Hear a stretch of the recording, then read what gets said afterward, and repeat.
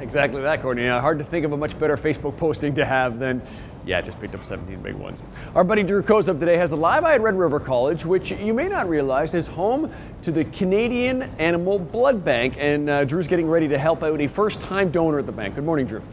Good morning, Jeremy. You know what? Keeper is on the table right now. We've talked her through what's going to be happening. She's about to get her blood taken. She had a little shave on the neck, so it'll be easy to get that donation happening. And we gave her a little blood test to check her hemoglobin levels so that we know that this dog is fit and good to go for her very first donation, which she's courteously agreed to do live on TV. That's very kind of her. She's very kind, no question about it. But for many of us, though, donating blood and needles can be a really stressful time. Do we do anything for the animal to try to get them to relax before they get the donation? You know, they look for some certain characteristics and there's some certain criteria. We'll get into just exactly what that is in a minute. But first, I'd like to introduce you to Dr. Ken Mold. Now, let's talk a little bit about what's happening right now, because we've got the dog here. It's so calm, and we just started the donation process. Right. So Keeper's just lying calmly.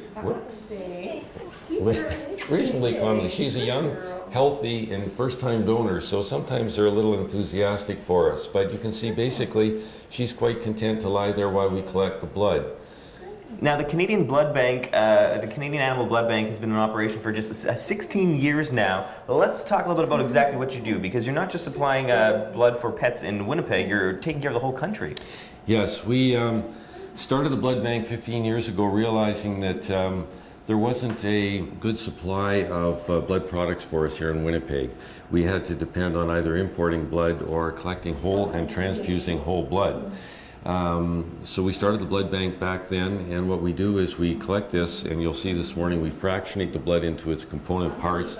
That enables us to then send the blood across the country to veterinarians who are in need of blood or blood products. So how many lives could Keeper be saving with her donation today? 3.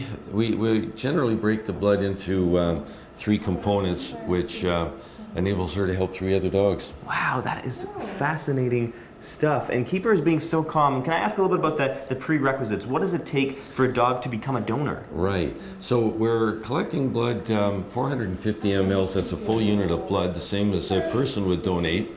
And the dogs then have to be 25 kilos, 50 pounds or heavier to be able to surrender that amount of blood without it impacting them. So that's criteria number 1.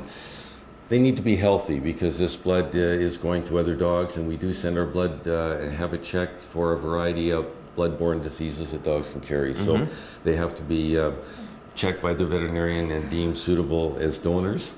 They have to have a disposition that makes them donors, and we love the fact that we have the opportunity to show this, because we are constantly in the need of new blood donors. So if you have a dog that's 25 kilos or heavier, that's at least 2 years of age, then we love to have people enlist their dogs as donors. No kidding. So this is available if we think that our dog can do this. Is there sort of like a pre-interview process? Do you meet the dog? How does that go? You meet your veterinarian, and your veterinarian in Winnipeg, because this is a joint venture between the Manitoba Veterinary Medical Association and Red River College.